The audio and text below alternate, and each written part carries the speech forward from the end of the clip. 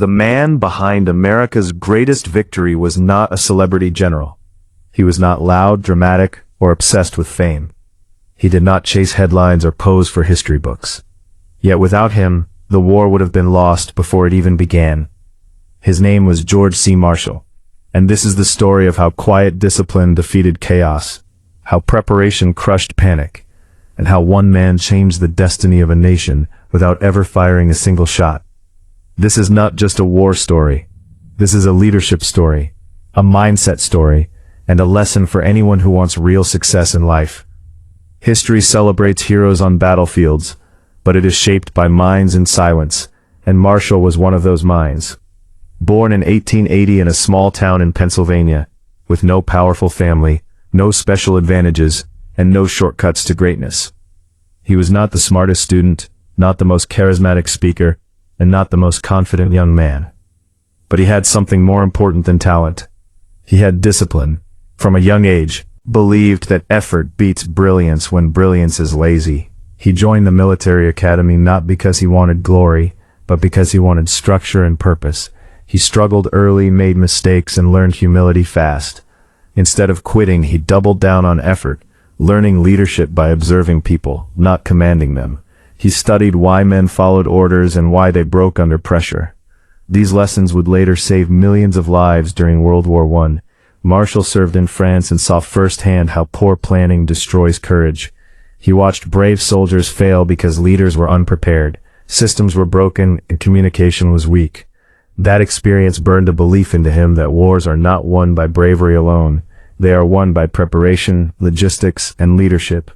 After the war, many officers chased promotions and praise. Marshall chose learning. He stayed in the background studying strategy, training systems, and leadership development, while others chased rank. He built competence, and that patience would later separate him from everyone else. By the late 1930s, the world was sliding toward chaos.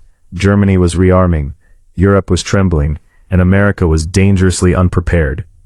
The U.S. Army was small, outdated, and disorganized. Political divisions slowed decisions, and most leaders underestimated the threat. Then, in 1939, President Franklin Roosevelt made a decision that would change history. He appointed George C. Marshall as Chief of Staff of the United States Army, a role that carried enormous responsibility at a terrifying moment. Marshall inherited a broken system, an army ranked behind many smaller nations, outdated weapons, poor training, and no unified command. Most men would panic or blame others. Marshall did neither. He went to work immediately, with ruthless clarity. He believed leadership was about solving problems, not explaining them. He reorganized the entire army structure, expanded training programs, modernized equipment, and prepared the nation for a war it would soon be forced to fight. Had not yet entered. He understood that time was the enemy, and hesitation was fatal. One of Marshall's most powerful qualities was his ability to choose people without emotion. He promoted leaders based on ability, not friendship, loyalty, or politics. This angered many powerful figures, but Marshall did not care. He believed that the wrong person in the right position could cost thousands of lives. So he elevated officers like Dwight D. Eisenhower, Omar Bradley, and George Patton. Men who would later become legends, but at the time were relatively unknown. Marshall saw potential where others saw obscurity. He built a leadership pipeline instead of a popularity contest. And that decision alone shaped the outcome of the war. When America entered World War II after Pearl Harbor, panic spread across the nation. Fear, anger, and confusion dominated public emotion. Pressure mounted on Marshall from politicians, media, and military leaders, all demanding quick victories and dramatic actions. Decision-making, he focused on long-term strategy, alliance coordination, and logistics. He understood that fighting a global war required patience and discipline, not impulsive attacks. He coordinated with allies, balanced resources between Europe and the Pacific, and ensured that American forces were trained, equipped, and supplied properly before being thrown into battle. Many criticized him for being too cautious, but Marshall knew that rushing unprepared men into combat was not bravery, it was waste. He once said that morale without material is just emotion, and emotion cannot win wars. Behind the scenes, Marshall worked endless hours, rarely sleeping, focused entirely on the mission. He did not seek public approval. He did not hold press conferences or write memoirs. He believed that leaders should be judged by results, not words. While generals fought on the front lines, Marshall fought chaos, inefficiency, and confusion in Washington.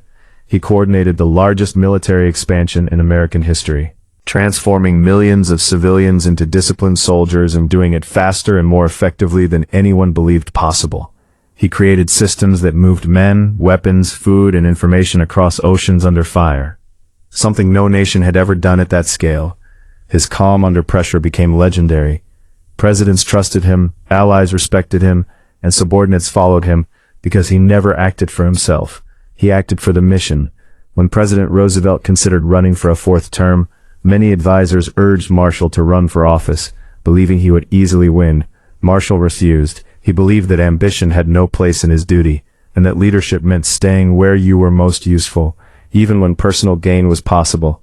This decision alone reveals the depth of his character. While others chased power, Marshall stayed focused on responsibility. As the war turned in favor of the Allies, Marshall continued to plan not just for victory, but for what came after. That winning the war without planning the peace would be a failure. This foresight set him apart from nearly every other leader of his time. He understood that destruction breeds instability, and instability breeds future conflict.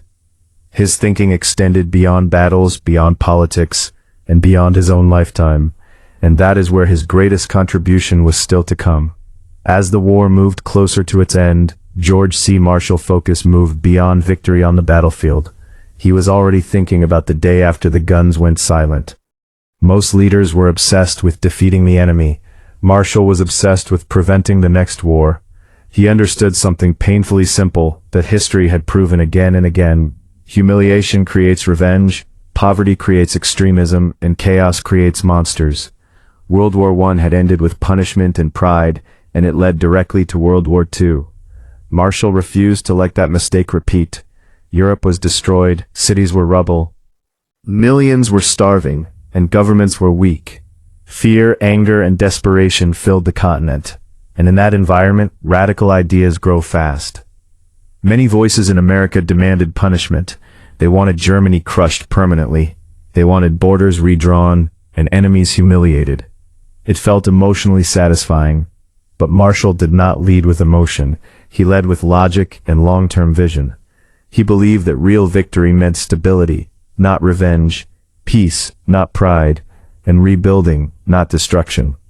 In 1947, now serving as Secretary of State, Marshall delivered a quiet speech at Harvard University. It was not dramatic, it was not emotional, and it did not attack anyone, yet it would reshape the world. He proposed that the United States would help rebuild Europe, including former enemies, not as charity, but as strategy, not to control them, but to stabilize them. This idea shocked politicians and citizens alike.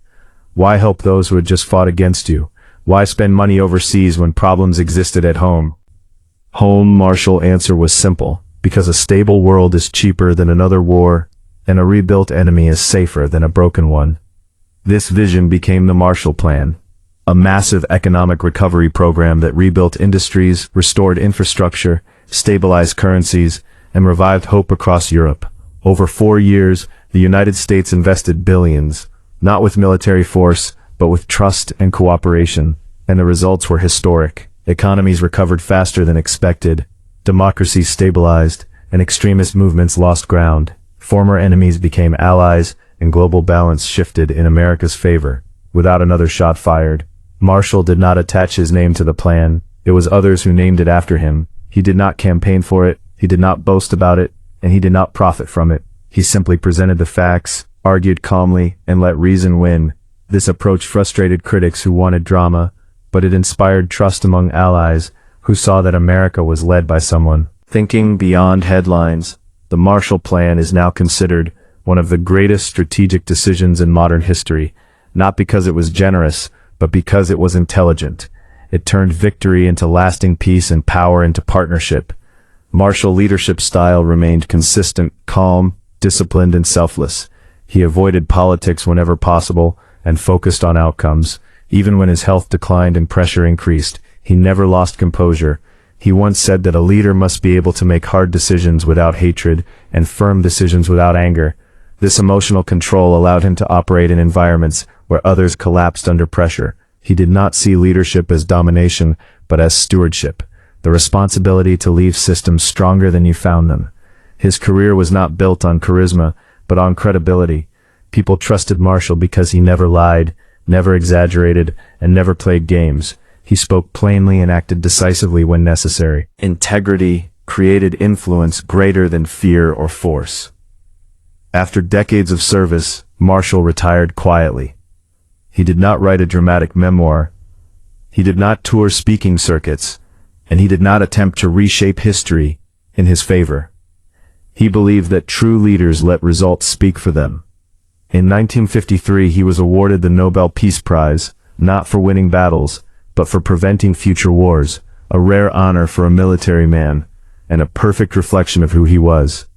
When asked about the award, he downplayed it, saying that peace was a team effort, not a personal achievement. This humility was not an act. It was his nature. George C. Marshall's life teaches lessons that extend far beyond war. He shows that success is built before the spotlight arrives, that preparation beats panic, and that discipline beats emotion.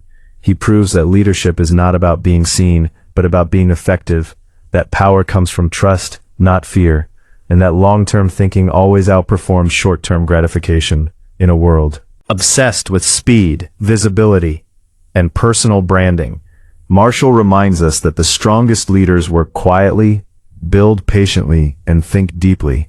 He never chased greatness, yet greatness followed him. He never demanded loyalty, yet loyalty surrounded him. He never sought legacy, yet his legacy reshaped the world. The man behind America's greatest victory was not the one holding a weapon, but the one holding responsibility. Not the one shouting commands, but the one building systems. Not the one seeking credit, but the one carrying weight. And if there is one final lesson from George C. Marshall, it is this: real success is not about winning today. It is about building a future that does not need another war tomorrow.